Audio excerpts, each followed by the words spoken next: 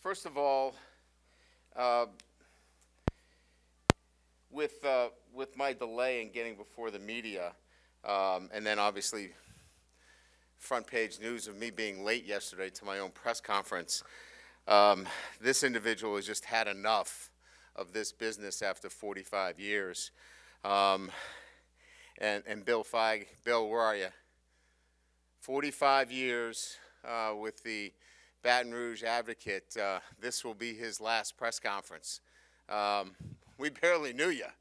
Um, but congratulations on 45 years. Amazing. I'm sorry that we put you out that you had to retire waiting for a football coach, but good way to go off, right? Awesome. Thank you, Bill. Thanks for all your service. Um, Secondly, anything from yesterday that I wanted to cover? A couple of things. One, I mentioned some of the analysts. A couple that I didn't get in. Antonio Fenelus is an analyst that is returning with us. Outstanding young coach that will be working with our defensive backs. And I know you probably have a release on this, but I wanted to make sure I gave him his due because really impressed with him when I got a chance to observe him and his work during the bowl game. And then we just hired Pat Hill from Nicholls State to be working as an analyst with the defensive line. So glad to have him on board as well. So just a couple of housekeeping items from yesterday relative to staff. I think the overriding theme yesterday, right, was about experience. Certainly the ability to recruit, and then certainly from my perspective, winners. You know, all part of winning programs, and that theme is going to continue to be heard today. I think you'll also see that a lot of these coaches have great ties to the state of Louisiana, in particular on this side of the ball, and to New Orleans as well, the city. So I want to begin with our offensive coordinator, Mike Denbrock. You know, when we talk about experience, you know, certainly as a coordinator, unprecedented success this year at Cincinnati. You know, an offense that led in many categories, the development of a quarterback in Desmond Ridder, being one of the better quarterbacks, if not the best in the country, and what he did this year. You know, an offense that, you know, really is, from my perspective, one that is physical, which you're going to see are the tenets of the kind of offense that I want to show here at LSU. They've got to be athletic, and we've got to get the ball into playmakers. With Mike does a great job of highlighting the playmakers within the offense. But also, they've got to be disciplined and smart on offense as well. But I think it starts with that basic premise of having an offense that displays its physicality, highlights the playmakers and the athleticism on the offensive side of the ball, and then has a disciplined approach to things, and quite frankly, is a smart offense, and the way things are managed. And Mike does an incredible job of that. He's been with me before and coordinated offenses and defenses. Mike was a heck of a defensive coordinator for a very short period of time. But again, it goes to the ability to coach and teach and communicate and know the game. And Mike knows the game very well and is an outstanding recruiter. And again, I think when we talk about coordinators, it's not about what they know. It's about, you know, getting feedback. It's getting the entire staff part of what we do on a day-to-day basis. And so we're not leading as much as we're helping and enabling and getting the best out of everybody on that staff, and Mike will do a great job there as well. Our associate head coach and also will be coaching with the running backs is on his second tour here, and that is Frank Wilson. Sometimes I'm hesitant even sometimes to bring this up because I think it marginalizes Frank in some respects. A lot of people talk about Frank as a recruiter. He's much more than that. Recruiting is only part of this. And to be on this staff, you have to be more than just a recruiter. Is he a great recruiter? Absolutely. To be a great recruiter, you have to be great with relationships. You have to be organized. You have to be detailed. And you have to be able to follow up and close. And he certainly does that. But, he's somebody that knows the game technically and tactically. He's somebody that you want to be on your staff because he's got great communication skills. He's somebody that is well respected in this community and throughout the country as a man. And I think, what's important to know is he's a head coach. He knows ball on both sides of the ball, understands it, and that's important. So I want to be careful sometimes that we talk about one aspect of a coach, and certainly we all have our own strengths and weaknesses. I know I do, and I try to work on them, and we all do, but he's much more than just somebody that can recruit. That is part of what he's done, and he's done it at a high level, but he brings a great resume of experience as a coach, a teacher, a mentor to the staff. Our passing game coordinator and wide receiver coach, Cortez Hankton.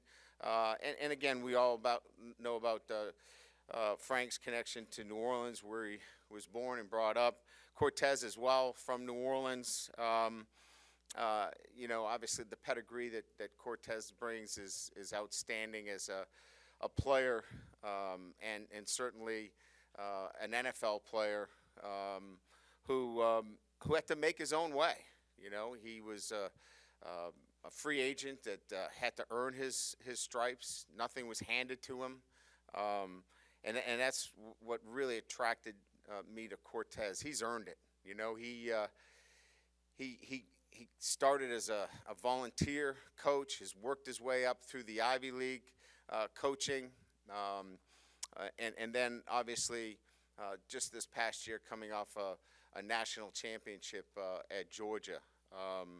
I think what's even more impressive is the work that he does in the community, the work he does with young student athletes, those that are underprivileged, certainly the Cortez Hankton Family Scholarship Fund. He's other-centered. He gives back as well. And so not only do we have an outstanding coach, we have an outstanding person, somebody that's other-centered. He's got a great understanding of what we're doing in terms of developing our players on a day-to-day basis. He's seen it. He's had to do it himself. So it's just a great identification with our own players. And excited to have somebody with his skill set to, help us with what we're doing offensively as well. So extremely pleased and blessed to have Cortez with us. On the offensive line, Brad Davis returns, and couldn't be more proud to have him with us. And in particular, the work that he did in the interim in taking the LSU football team during that time in preparation for the bowl game. Short-handed, never complained about it, took it on, even though the circumstances were not the best. He looked for a positive in everything that he did on a day-to-day basis and tried to make the best of it. And that's what you're looking for, is how do coaches handle adversity. It'd be easy to point the finger and it was somebody else's fault. That never was part of what he did on a day-to-day basis. He took on the challenge of that position and looked to make it as positive as he could on a day-to-day basis. And he's going to do the same thing and has done the same thing, and bringing our offensive line to the point where it can compete for championships. And I love that attitude about him. So it starts with his great positive attitude, and then an experienced SEC coach who's seen it, knows what it looks like, and confident that he's going to be able to develop our student athletes here to do that. He's from Baton Rouge, so three coaches right there from the state of Louisiana that are obviously passionate about what we do here at LSU, and certainly will be great contributors in everything that happens here. Joe Sloan, 9 years at Louisiana Tech, was also the recruiting coordinator, so has a great understanding of the state. Also, from an offensive perspective, has coached the wide receivers and the quarterbacks. We all know Louisiana Tech's offensive structure and system, quarterback-centered, and Joe's a bright coach that really understands what we're looking for in our quarterbacks and the ability to develop quarterbacks. And that's really what this is about. It's quarterback development. And then, again, as I mentioned, being in the state for as long as Joe has been, he's got great ties, great relationships, and understands the recruiting process throughout the state. So, when you're talking about those five guys in particular, again, as we talked about yesterday, great ties to the state of Louisiana, great experience, a great team in terms of each one of them complementing each other well, and led by an experienced offensive coordinator. Pretty exciting. And we've got a great group of experienced analysts. Trent Miles, who's a former head coach, John McDonnell, who's a veteran offensive line coach, Carter Sheridan, who returns with us, and we know about the many years that he was with the Saints and has been here. Again, another coach from the state in New Orleans. Terry Malone, who, again, spent a number of years with the Saints. He's been an offensive coordinator, has coached tight ends, offensive line, just a great deal of experience. Dean Petzing, who many of you don't know but was with me at Notre Dame, just a bright coach that brings so much to the day-to-day operations that we need at our from a football perspective and preparation at LSU. A couple of other guys that we have mentioned that are really important to us. Our director of advanced scouting is Jim Hoffer. Jim's a former head coach at Cornell, Buffalo. He's been in the SEC. We're excited about his ability to be on our staff and use his experience from that perspective. Lester Erb was at Iowa, just recently at Rutgers. He's been in the NFL. He will be the analyst in special teams as well. So just really excited about the staff, its makeup, and then, again, as we've talked about, experience, recruiting, winning coaches, the ties to Louisiana, the commitment to pulling our base, all of those things coming together as really the most important things in terms of putting the staff together. So, as I stand here before you today, we've got a lot of work to do, but we're excited about the challenges in front of us and developing the players here at LSU, and we'll get a chance to do that for the first time when we talk about football in itself in March when we begin our spring practice. So with that, I'll open it up to some questions, and then we'll get to Coach Denbrock.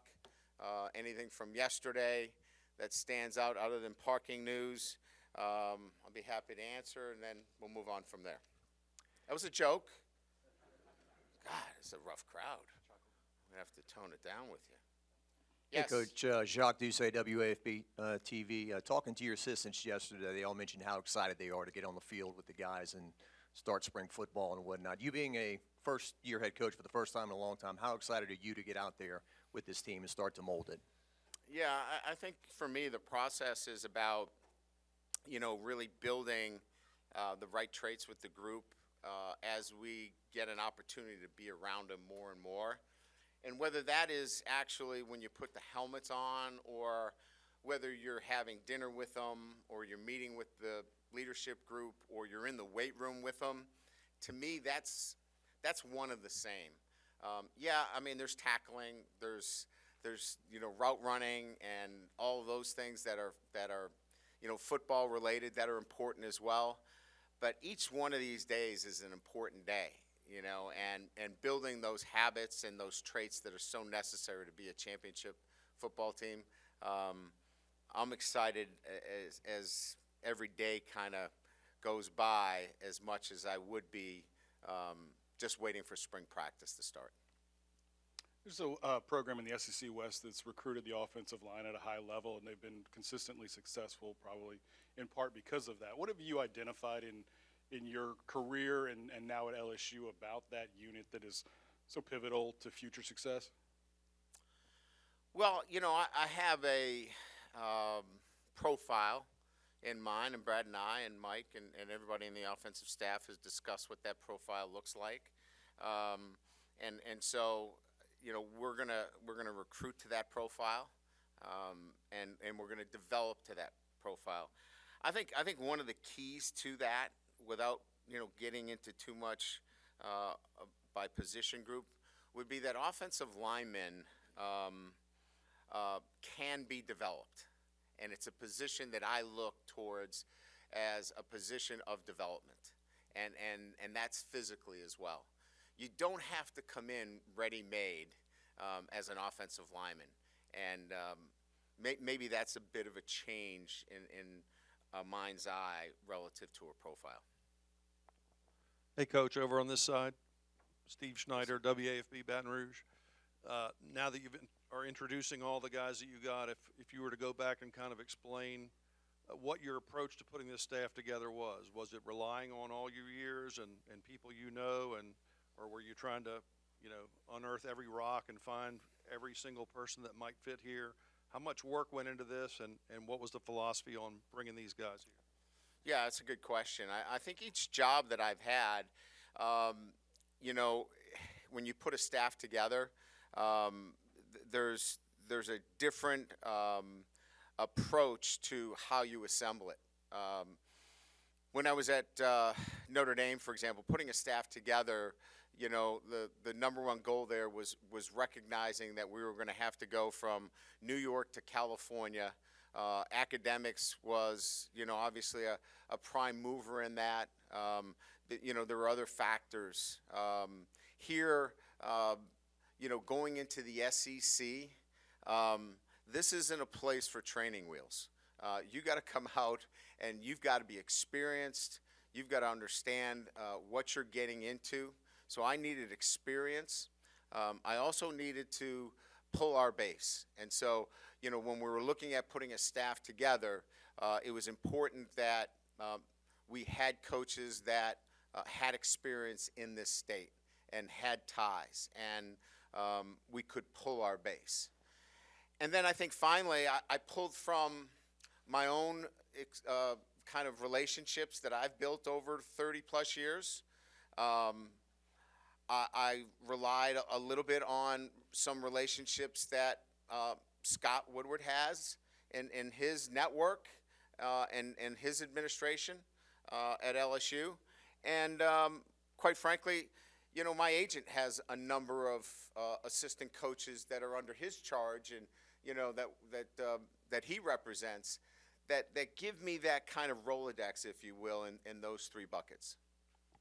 Hey, Brian, Brody Miller with The Athletic. You've delegated play calling duties the last few years. Will that continue with Mike? And regardless, just how do you imagine your dynamic between the two? So let's get this clear. I call all the really good plays at the outset. Delegating those responsibilities was not very difficult for me because, for my time, it was so important that I spent more time with the players on a day-to-day basis. And so if you're in meeting rooms and you're tied up most of the day, with the other things, the collateral responsibilities that fall on the head coach, it's very difficult to build the kind of relationships you want with your team. So it allows me to be in the training room. It allows me to be at meal. It allows me to do other things and build those relationships with our players. Now, look, I'm still responsible for the football. The head coach is responsible. So this is not a detachment from anything.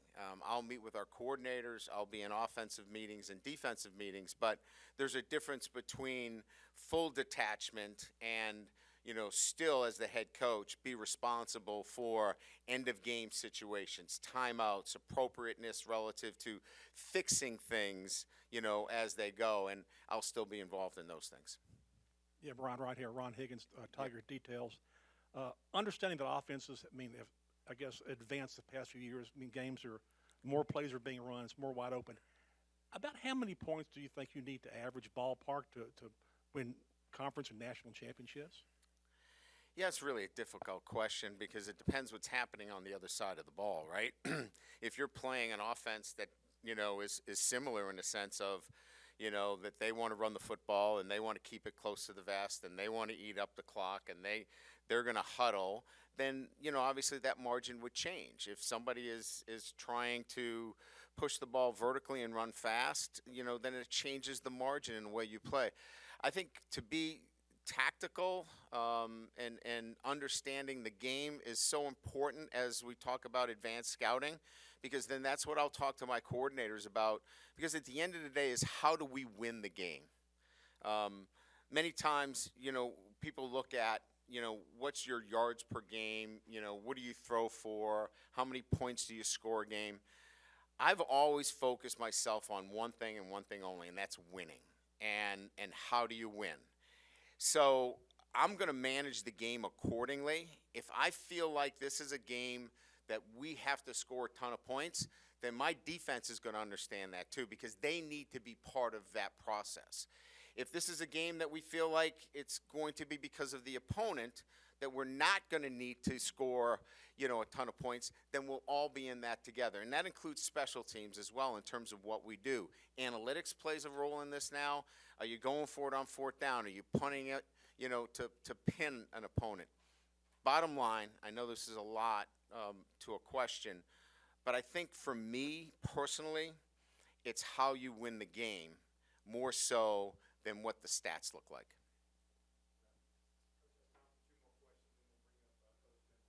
Is the Denbrock as a DC thing, is that a good story? Do you want to share it? It was a great story. He was energetic. I thought he, for the most part, handled a transition when I was a young coach and I was the defensive coordinator. So, think of all those guys that were former defensive coordinators that took over, and he was the first defensive coordinator. That's usually not an enviable position to be in, and we were still friends after that. One of the things that you said that struck me when you got hired was that you thought you were analyst heavy. And to me, that's like a kid saying he's got too many toys, right? So are you in a sweet spot now? Do you feel like you have the right mix and the number that you want? I do. And I think, what we wanted to do is, back up the positions with the experience necessary. And quite frankly, we used analysts, we've moved them into the recruiting field as well. So some of the analysts that were in football now are in the recruiting field. I think we needed to, address that in a sense of what I felt more comfortable with in moving analysts into those roles as well. Great. Yeah, I'm sorry, we got one more here. Yeah. Yes, Shay Dixon with 24/7 Sports. Kind of a common thread in a lot of these hires is they've won or competed for championships at high school to the NFL to college, different levels. When you have that many guys who've had that sort of experience, what kind of boosts does that give a staff or staff meetings or, however you go about that?